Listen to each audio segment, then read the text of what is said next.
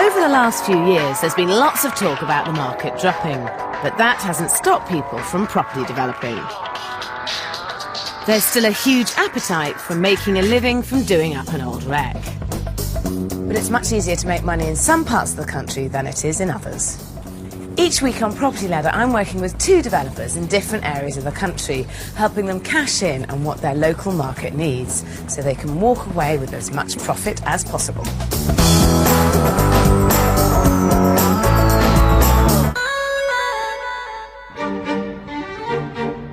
You should never underestimate the importance of location when it comes to developing property. After all, you can change the property, but you're completely stuck with the location. If you buy with something like an amazing view already in situ, like Mike Gregory and Sally Breeze have done in Clevedon just outside Bristol, then you're off to a good start. Whereas developments in less exciting positions like this part of Surrey, 20 miles from London, are not so lucky. Developers need to be careful what they invest in.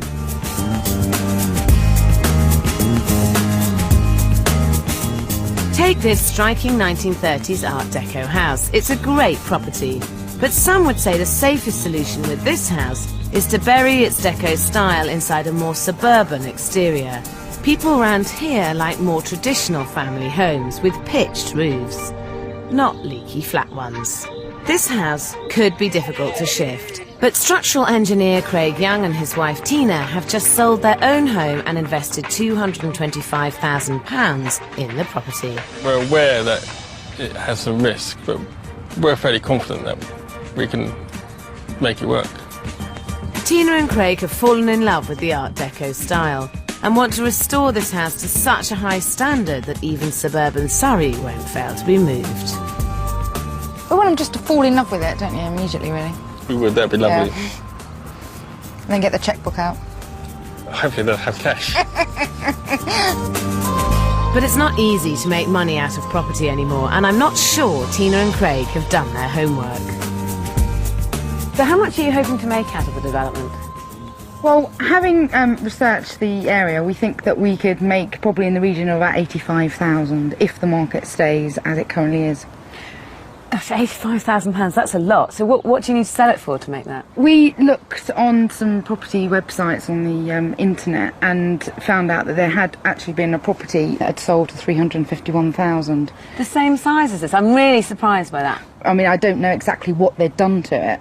And if it's sold, not just asking that price? No, that's sold. I think you'd be safer working at the 310 level. Yeah. I think it's really unlikely you're going to get 350 for it. Over the last year, not one house the same size as Tina and Craig's has sold in their area for more than 310,000. And surfing the internet for local house prices is no way to put a realistic business plan together.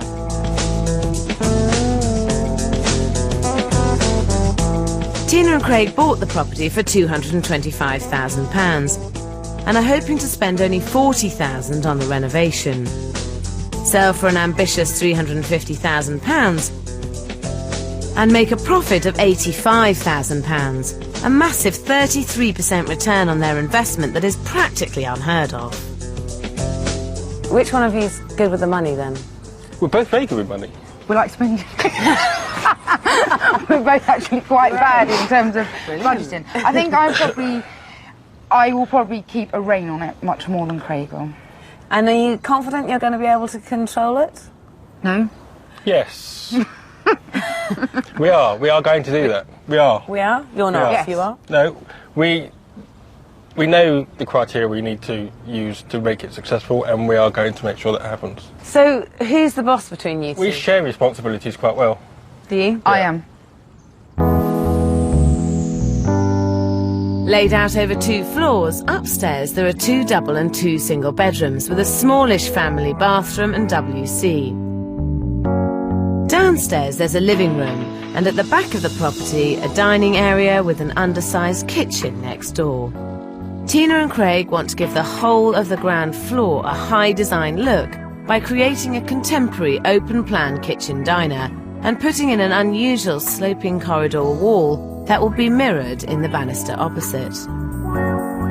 I think it's a good idea to have a hallway of some sort, because in this house it does actually make it feel smaller, coming straight into the whole room, really.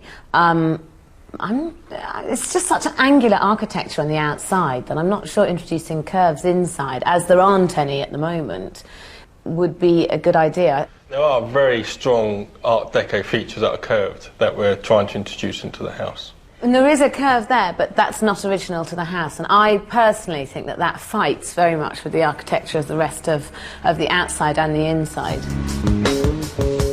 If they're serious about restoring the Art Deco look, then they need to know their stuff, and I'm not sure they do. What's more, it will be really difficult to achieve on their £40,000 budget. Add to that the limited market for such a property, and you've got yourself a very risky development. But neighbouring houses have found an alternative. It's interesting, this area, because a lot of this period of house, which they're built between the wars, have put pitched roofs on them.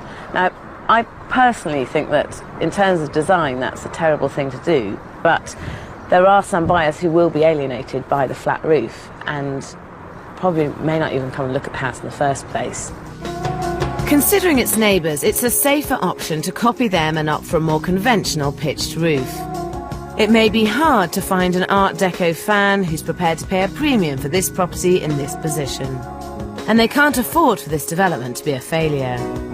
We've sold, our flat, to do this project. We've got to make it work. We've got to get some money out of it. Otherwise, our dream of becoming a property developer just doesn't materialise, and we've got a lot riding on it. So if you were in our position, would you still take that risk? And I don't mean to be rude. I don't know how to say this in a nice way, so I'll just say it. But if you're not good enough at design at the inside, it won't work. And if you are, it will. And I don't know how good you are at design. We don't know either. No, we don't, because it's the first time we've ever done it. It's not something I have the confidence to do, which I would ordinarily do. If you haven't got the confidence to do it, then I think you should go down the safe route. I think you should put a pitched roof on. Then you end up with a perfectly nice house, which you'll sell for a reasonable amount of money. Maybe the first time round you should play it safe. Good. I like safe. For the first time in my life, you wouldn't hear me saying that often, but in this case, I want the next project financeable, and I just want to get out of this one and on to the next one. Unfortunately, you two aren't doing the development together. I'm doing it with you, and I haven't actually made that decision.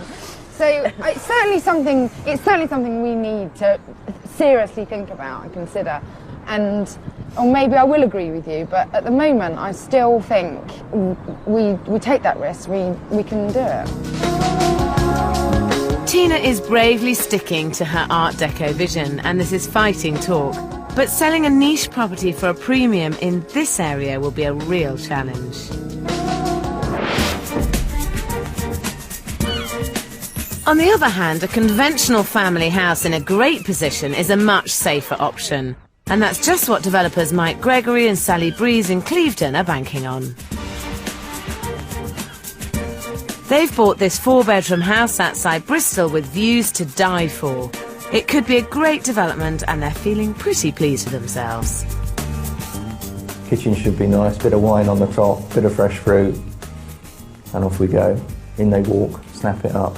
I had this lovely figure in my mind. If we could get away with a 70 spend, we're looking at 100,000 profit. Mike and Sally are hoping to maximise their profit by adding a large 2-storey extension. Unfortunately, they're taking a massive risk with their finances to pay for it. Wangled some cheap finance off a credit card for 9 months interest free. With a bit of luck, by the time the credit card want their money back, we can give it to them back without paying a bean of interest. Should be exciting. Or depressing. They paid £320,000 for the property and are looking to spend £70,000 doing it up. They're hoping to break the ceiling price in the area by selling for £490,000. This would make them a fantastic £100,000 profit. But it does depend on breaking the ceiling price, which is a really hard thing to do. There's only 2 ways that you can break a ceiling price. Either you make your house better than all the other houses in the street, or there's no other house on the street for sale and therefore someone's got to pay more for yours.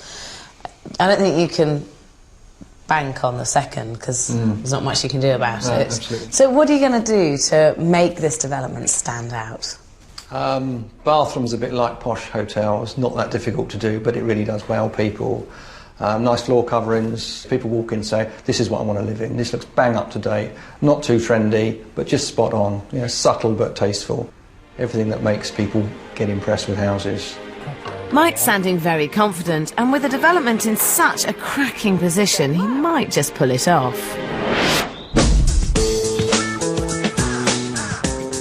Back in Surrey, it's starting to dawn on Craig and Tina that they've bought a very risky first development. And they're checking what local agents think of retaining the Art Deco look. Is it true that these properties actually sell easier if we put a pitch roof on?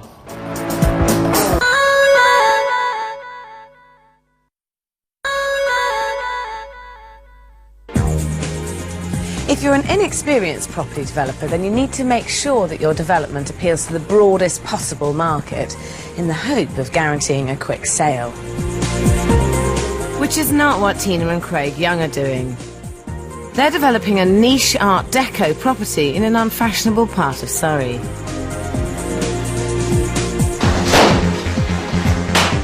It's week one of the development.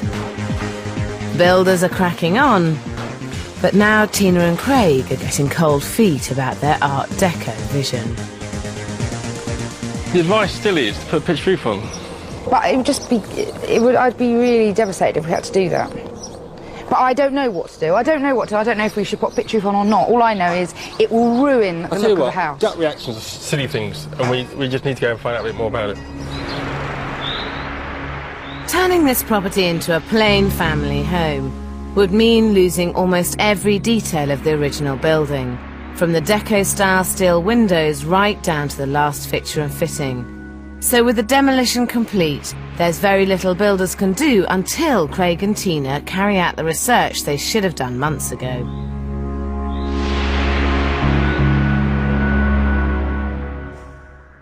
Three weeks later, there's still nothing happening on site. He still hasn't made his mind up on the roof yet. The roof, he's not sure whether he wants to go ahead with that and put a proper roof on or leave it as it is. Yeah, it's all a little bit vague at the moment. I don't know. Nothing's been settled. I mean, to be quite honest, we're knocking this wall down. He might put it back if he doesn't like it. An empty site is an expensive site, but Tina and Craig still can't agree on whether to follow through their Art Deco vision for the house or to go for a less risky, more predictable approach. We don't seem to have a problem making the decision, and then we're right, that's what we're doing. But then we tend to change our mind later. In property development, procrastination is the thief of profit, and Tina and Craig need to get moving.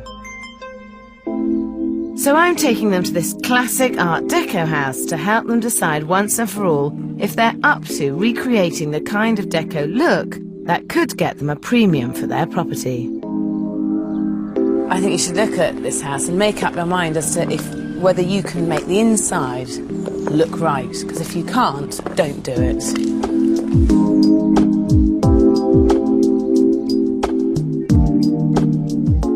So what do you think of it?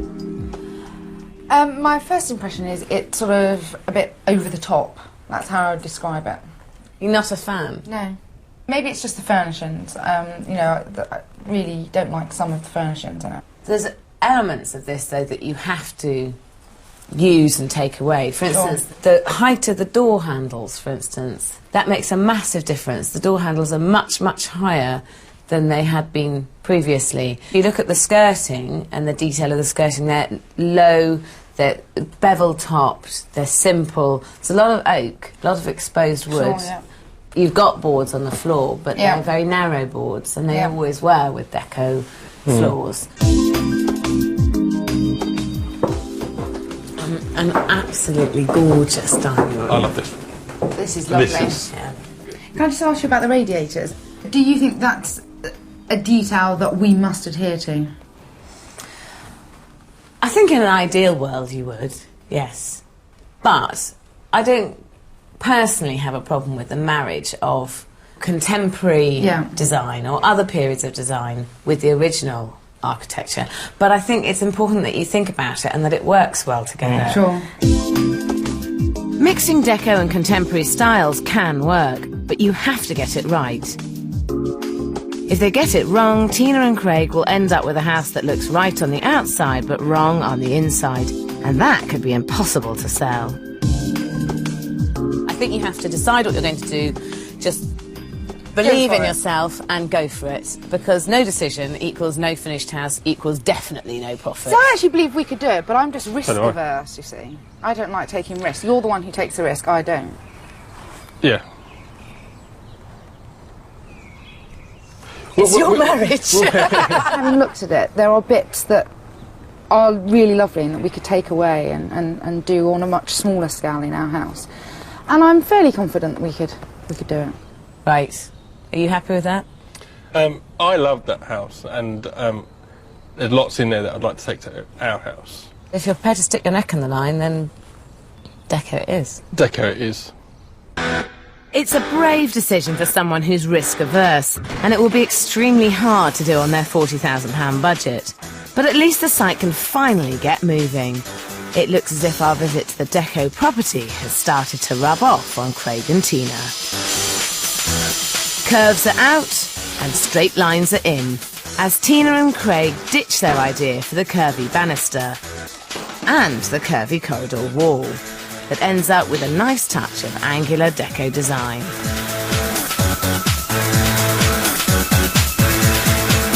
This is the completed design. That is it. This is it. We're having a recessed radiator in here, and that opening there. We think now that wall looks really quite sort of Art Deco-y, so that's the finished design. Tina and Craig are now well and truly targeting a niche market for their property. A risky but understandable choice considering the architecture of the building.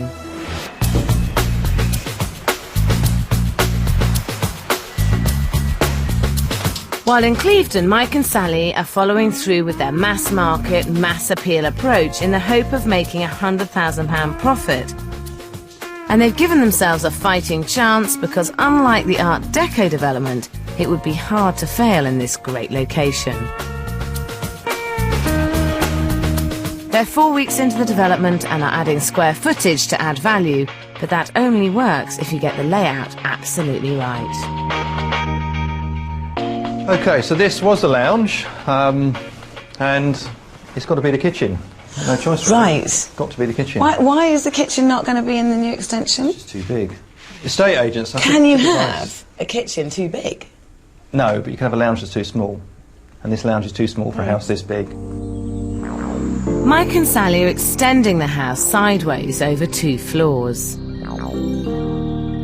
They plan to turn the upstairs part of the new extension into a luxury master suite.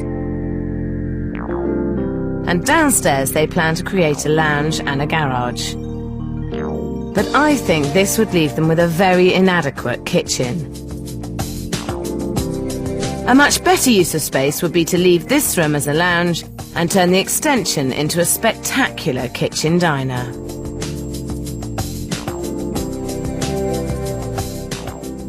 Is this a plan here? Yeah. Because I have to say, I think the ultimate family house has a kitchen where you can cook, you can eat, and you can hang out, and you can sit and watch telly, and it has views to the garden, and you can access the garden. And with this fantastic view that you've got, really, I think that you actually just want a massive kitchen, and really the rest of the house is slightly incidental. I can't envisage getting the furniture in to make this fit. Because, you know, if you don't, unless you brick this up, so you've actually got a window here and you can actually arrange furniture, how do you get a TV, how do you get enough seating in here? We have a sofa there, and a sofa there, have an armchair there. Don't fry me, we planned this now. Oh, are we too far gone to change? Wow, Your not mind. too far gone, but it's... I just I've think got my that... head round what I'd planned. How do you feel about it? I like the idea of having the kitchen where everybody congregates and you all chat and cook or make tea and yeah, I can see what you're saying. Yeah, but now, what do we do now? By the end of the day, Mike and Sally have come to a decision. So when Sarah said what she did, he thought, oh no, don't do that.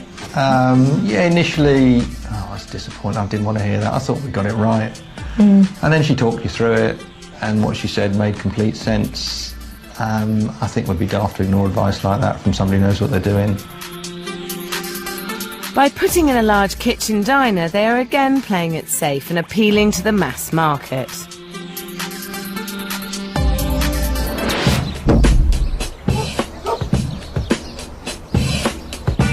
Unlike Craig and Tina, who are taking the gamble of sticking with their vision of an Art Deco house. Yeah, that could very well happen. This means restoring the 70-year-old steel windows, all 17 of them. The existing windows are clearly in need of work, but Tina and Craig are hoping they can be repaired and have set aside just £500 for the work. The trouble is, until now, they've never checked if they're salvageable. As you can see, this is completely shot. There's not really anything you can do with that. Whatever you do, it's got to be replaced. Simple as that. Okay. Yeah. So, if I wanted to replace them, how much do you think I'd have to spend? Well, on this project, you're talking in the region of between 18 and 19,000 plus VAT. This is a huge blow, and Craig and Tina should have identified this cost before they even bought the house.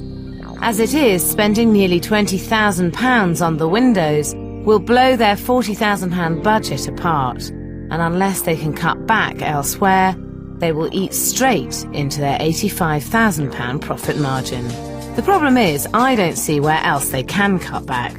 Apart from the totally inadequate £500 they have for the windows, they've got a tiny £6,800 for all the building work, only £8,500 for the kitchen and bathroom, and a mere £4,000 for the electrics and plumbing. There's £6,200 for the decoration and flooring, £1,600 for the garden. They do have a £4,000 contingency which can go towards the windows, but this won't even come close to covering the cost. And with fees of £8,400 taking up a large chunk of the budget, their total is £40,000. Back at home, the seriousness of the situation is starting to dawn on Craig and Tina. As far as I'm concerned, it isn't a disaster. The disaster. From where I'm concerned, it's a disaster. I'll tell you why it's not a disaster. £17,000 worth of disaster. Yeah. Well, I'll tell you why it's not a disaster, because it's only a disaster if at the end of this project we haven't made any money. To be honest, I'm sick of it.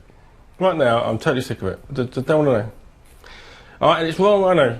And maybe tomorrow I'll feel better about it, but at the moment, I haven't got anything good to say. Well, no, I think we've just got to see what we can salvage out of it.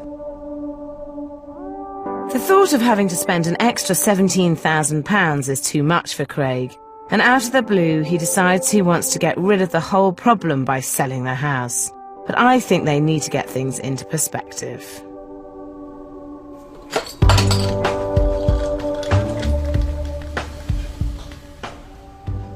I've been in your situation, and it is really difficult when you just feel that everything is going wrong and you want to just throw in the card. I know that you're at the end of your tether, but the thing is, at this stage, is not to sell. You can't really afford to sell halfway through a development unless you physically have to, because of you're bankrupt or you're going mad, but you really, really can't afford to sell when you've ripped a house apart, because it's worth a lot less than when you started. It just feels at the moment that this project probably isn't the one that we should be pursuing.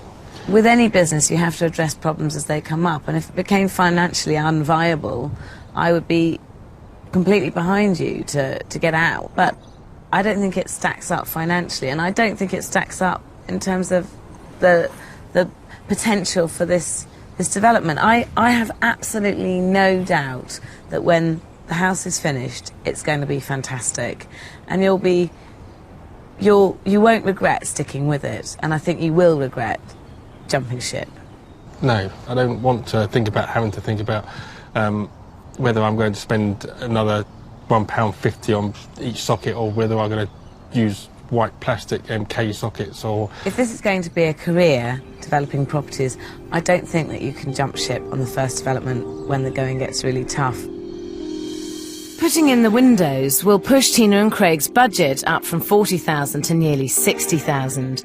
And even though their target profit of £85,000 was always ambitious, if they're careful, they should still be able to walk away with a reasonable profit. But first, they have to come to an agreement. Well, I'm fairly confident that Craig will do as I tell him to do, basically. And my view is, we go for it. We've started it. I don't want to give up. I think, having listened to Sarah, it makes me think, yep, we've just got to go for it. We've got to get on with it and get it finished. Tina's still really enthusiastic, and I just hope she can keep the cost down, and, you know, let's crack on and see how we get on.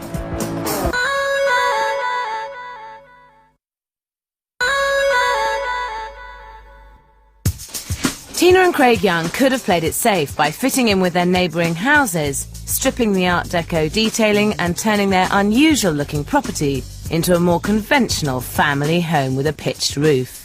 The pitched roof? No. The house would immediately become a normal detached house in any other road, in any other part of the country. And as soon as we do that, then we might as well forget all of the other things that we're trying to do to keep the house in keeping with Art Deco. So they're risking everything on keeping the flat roof and the Art Deco design in the hope that a buyer will pay a premium for the property.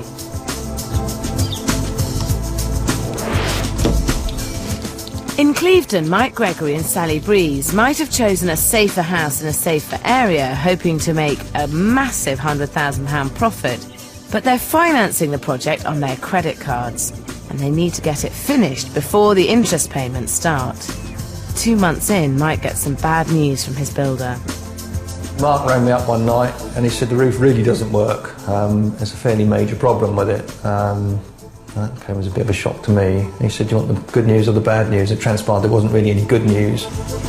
It turns out the roof of the new extension has to be 1 metre higher than shown in the drawings. And while it's not unusual to have to adapt your plans during a development, this means Mike has to apply all over again for planning permission. And he hasn't allowed any time in his schedule for this. Although he has gone ahead with a new application, Mike's in no mood to wait for it to be approved. We're going to make this roof 2 foot 8 inches higher. I just hope to God the planning officers like it and the neighbours are okay about it. I've been talking to the neighbours, they're okay, so we're just going to do it.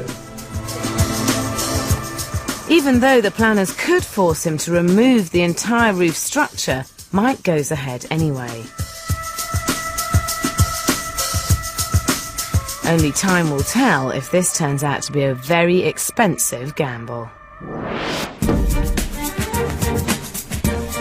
In Surrey, at the Art Deco property, Tina and Craig's early indecision and the £17,000 they'll have to spend on the windows means their costs have risen sharply, but no one seems to have told Tina. Craig tries quite hard to stop me spending, I suppose. But in front of, we don't row about it. He just tells me not to spend so much and I just ignore him. It's all down to who wins the power struggle between Tina and Craig, and I've come along to mediate. This is the toilet we want and the sink. Beautiful, aren't they? They are absolutely beautiful. How much do they cost? It's about £1,000 each, isn't it? Yes. £1,000 for the pan and toilet, system. Yeah. And £1,000 for the basin. Yeah. Okay. That actually is quite a lot of money, I personally think, on a pan and system. Is it not? I mean, have I gone mad? Is that not? No, you are mad, but it is a lot of money. I think we've probably gone mad. I've probably gone mad. I think it probably, it is quite a lot of money. It's not a lot of money. It's a massive amount of money. Do you think this is a good idea? I think... No. Who is controlling the budget here? Or is anyone controlling it? Or not? I am doing my best to curb the spending. Does that mean controlling budget? Is that the same thing? You're busy spending, are you? Yeah. Okay. No, I am in control of we are in control of the budget, aren't we? Where are you? How much have you spent? We've spent our budget. Yeah. And more? Yeah. So, I mean, This, for instance, is also contemporary, but it's £500 for the basin and the loo instead of £2,000. But it does look much less wow than the one we've chosen. It does. And you're doing exactly the right thing, trying to make the property look stylish and contemporary. But please tell me you're not going to spend £2,000 on your basin and loo. No, I'm not going to tell you that. OK, please tell me you're not going to go with that basin and loo. No, I'm not going to tell you that. OK, you're not going to go with that basin and loo, are you? Yes. Yes, Okay. we are. Tina seems intent on unnecessarily eating into their profits.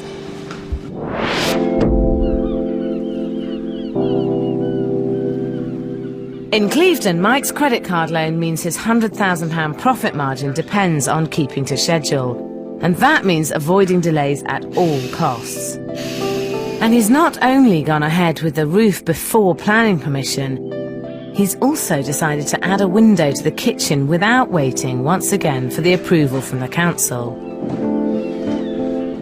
The neighbours got wind of the window, knew it wasn't on the original planning consent and objected. And the council have upheld the objection, saying it needs to be bricked up or obscure glass. You need the view, you can't forego a view like that. Unfortunately for Mike, this view also looks straight into his neighbour's bedroom. That window, well, it really is appalling to have to look at that from your bed.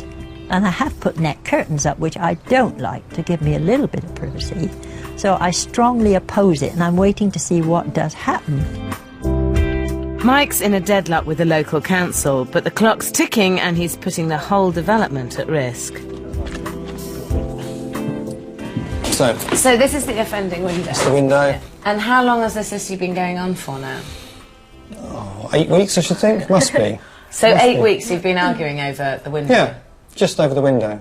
It's madness. The right route at this stage, in my opinion, is to just sort it out and move on. And I don't think trying to fight it is the right solution. You certainly don't want to fall out with your neighbour. No. So I think you're only really left with one option, and that's to obscure the panes of glass that are in the window as they are. One of the ways you can obscure the glass that's already in there is you can use a spray like this, which is just a frosting spray, and you can spray it on. The disadvantage is if you don't get it even, it looks absolutely dreadful. I think you'd be better off getting somebody in to do it myself, because you want it to look perfect. Yeah. What you can do is not do the top half, only do the bottom half so that you can't see into her bedroom, and then leave a clear panel of about an inch around the outside here, so that you've just got this obscured piece here, which is the view that they've got an issue with. The idea of obscuring half out the glass is a really clever way of doing it, though. The council would go for that, just so we could get it finished. Yeah. You'll go for give in. I think you really should go down this route, because you've got to get on with this development and you've got to get your planning permission through. You're running with no planning at the moment. This is true, yeah.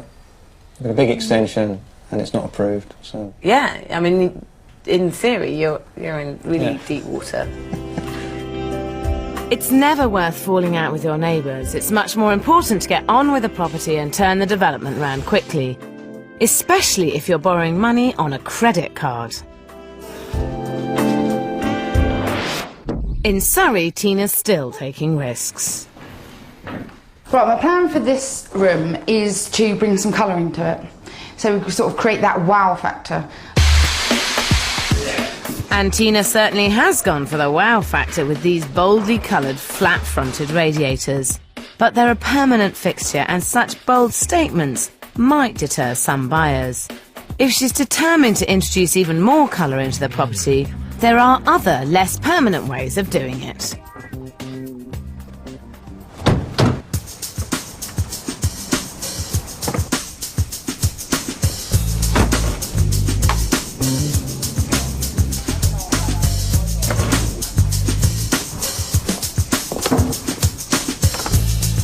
Okay, this is the easiest painting lesson you're ever going to have.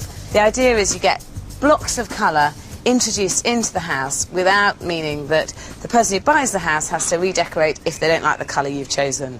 It's a really good solution if you're doing a development that is perhaps a little risque in terms of its style, and therefore you're having to make very, very bold statements. But ultimately, you're not going to offend anyone, and you're not going to alienate any market, more importantly, and you won't have a bland house. It takes no time at all. Just pop the paint on the canvases.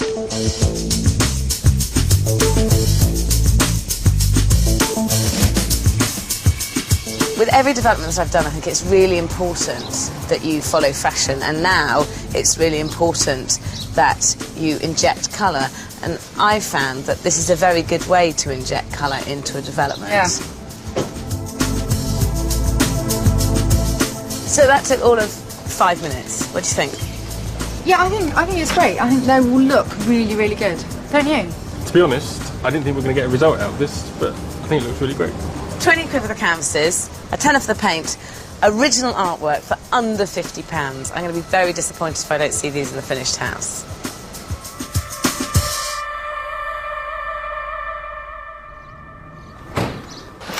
Four months in and 6 weeks over schedule, the steel windows finally arrive. All £17,000 worth of them. And although this will send Tina and Craig way over budget, I think this is one overspend they simply had to make. To get them in, it's been long and arduous, but now that we've got them and they're going in, it's absolutely fantastic. It's a major turning point as the final stages of the development can get moving.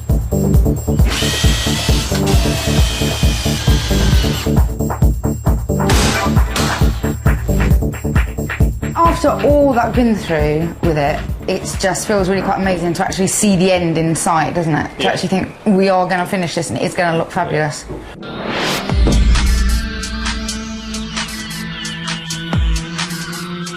In Clevedon, the development is also coming together. The local council have approved my idea of obscuring the lower half of the kitchen window, as well as allowing the extra height on the roof. The trouble is, the extra window, alterations to the roof and a last-minute decision to put decking in the garden have all come at a cost.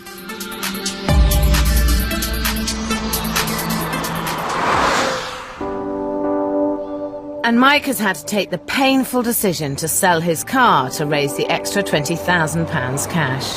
I'm sitting in the car I love. On a day like this, it's perfect, but it'll pay for the overspend without raising any more money, without costing me any more money. So it's not nice, but I can do it.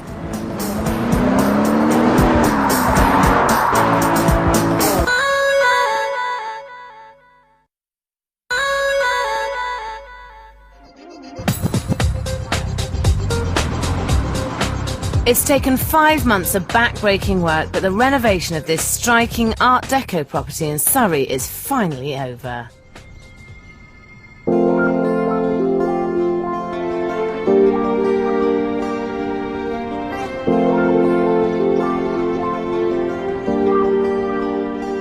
I had my concerns as to whether Tina and Craig could pull off the Art Deco design, but they've done their homework and got the detailing just right.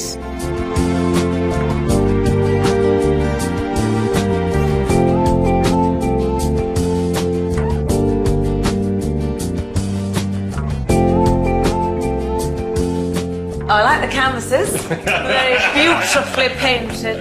They go quite well, don't they, in here? They're a work of art. They go perfectly. They're really vibrant colours. I just think they look really good.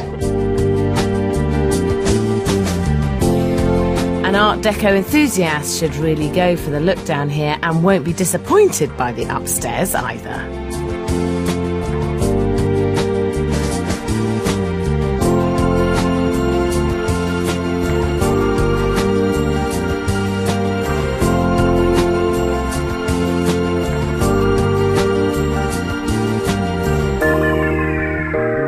There's no expense spared here, especially in the bathroom.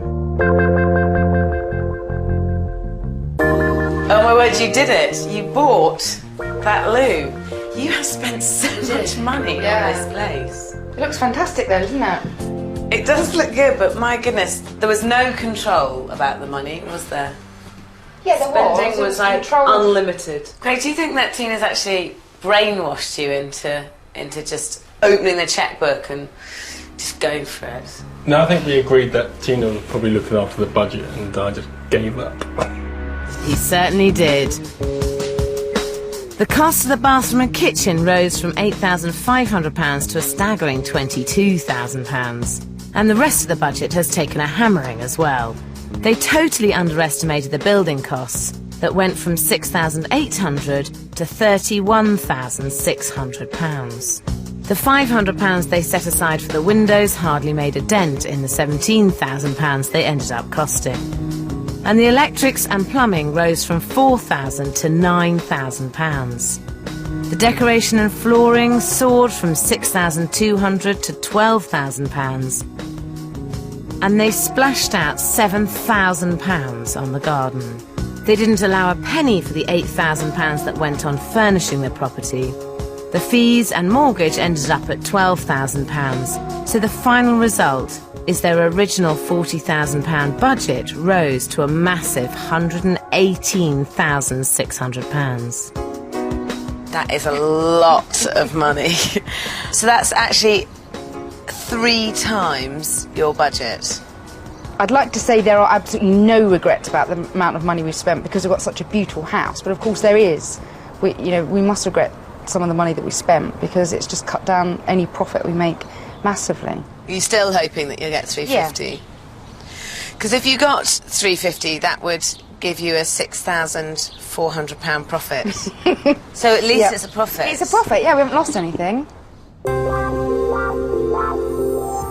But will the agents agree with Craig and Tina's valuation? One of the things that I do like is that the detail. There's been a lot of time and effort that's got into this. Super bathroom. Never seen a square toilet quite like that. It's great. Granite work surfaces. A real sort of Art Deco feel. There may be one small issue. In this area, in my experience, buyers are telling me that they would prefer a house with a pitch roof as opposed to one with a flat roof. I think somebody who absolutely loves the Art Deco feel may come through the door and absolutely fall in love with the property and buy it. They don't come along very often, but they do come through the door once in a while. I value this property at £310,000. If the right person comes along who loves Art Deco, I think you can achieve £320,000. I'd value this property at £325,000. We have had 3 agents round to value the property, and they didn't come in as high as I know you'd like. They came in at 310, 320 and 325. If you did sell it for an average of those 3 valuations, it would be 318,000, which would make you just over a £25,000 loss, which isn't great. No, it's awful. You're speechless. Just terribly disappointed. I would really dearly have liked it to come out at the 350 and for there to be a good profit and go straight on to the next one and that kick us off on a really good, successful venture, and it hasn't. There were 2 challenges to this development. One was to get the Art Deco look right, and the other was somehow to do it within budget. One you did achieve. I think it looks fantastic, but you certainly failed dismally, really, on doing it within budget. There's no half measures with us. No, there certainly isn't. No. You did manage to spend Which doesn't really bode well for a future career as a successful property developer. No, I would agree with you there. I agree with you too. Well, no, I wouldn't, because then there's always now room to improve. Yeah, you couldn't get it wrong again like this. Tina and Craig's inability to keep their budget under control has really put pay to this being a profitable development. But the reality is they bought an unusual house in a difficult location and were always up against it.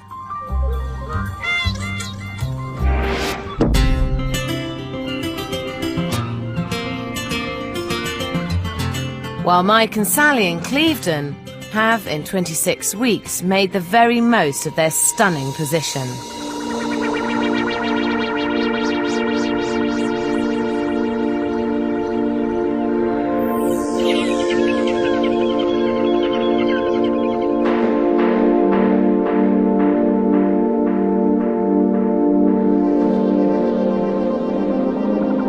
fabulous kitchen diner with its stunning views will really help sell this property. By taking my advice and putting the kitchen in the extension, I think they've ended up with the ideal space for family living. Upstairs, Mike and Sally have mainly played it safe with a neutral colour scheme, but have really gone for it in the new extension. The master bedroom certainly makes an impression, and the ensuite is very slick.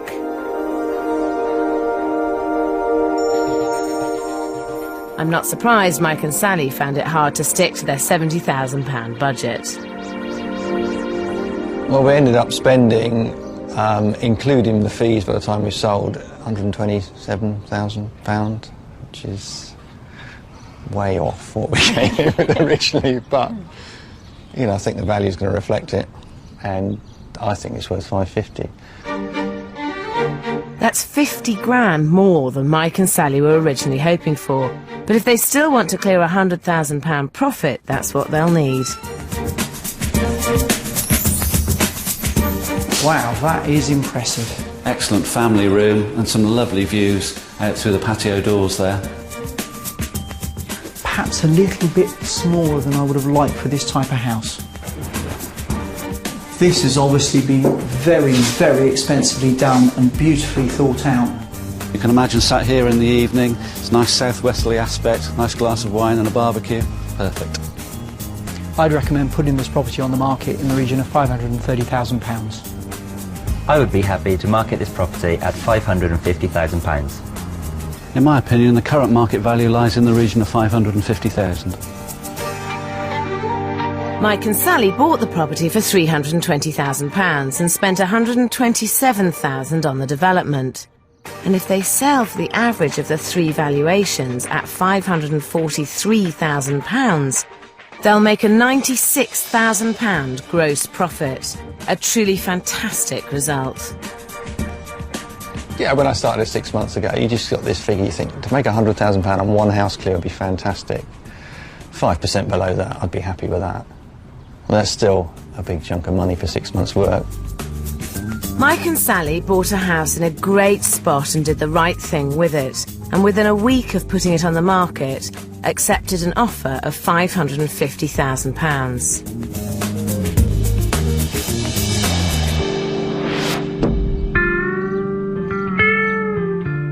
Back in Surrey, Tina and Craig have decided to move in and wait for the market to pick up here before trying to sell their property. It could be a very long wait. Like any business, developing is ultimately about cold, hard cash. And so although a higher risk can carry a higher return, you can only afford to overspend on a property if the area can carry it.